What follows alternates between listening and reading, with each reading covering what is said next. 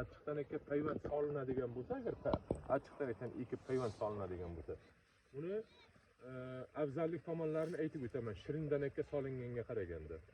Achchiqdan aka solingan zaldori yog'ingarchilik, bahorda yog'ingarchilik ko'p bo'lgan yillari haligi mevasiga qutur tushib qolmaydi. Keyin har yiliga bu shox singi deb soladi. Agar shirindan aka solinsa, yomg'ir ko'p bo'lgan yillari mevasiga qutur tushib qoladi. Bir yil solib, bir yil solmay yo 2 yil solib, 1 yil solmay ana shunday o'rtada pauza bo'lishi mumkin. Payvand solingandan keyin buni mevasida ham, mevasini danagida ham achchiq bo'lmaydi. Faqat tomir achchiq bo'ladi. Tomir achchiq bo'lgandan keyin achchiqdanakni ko'kargan zaldorilar tomiri immunitet kuchli bo'ladi. Har qanday kasallikka chalinavermaydi bu. Ana shu bilan afzalligi shu.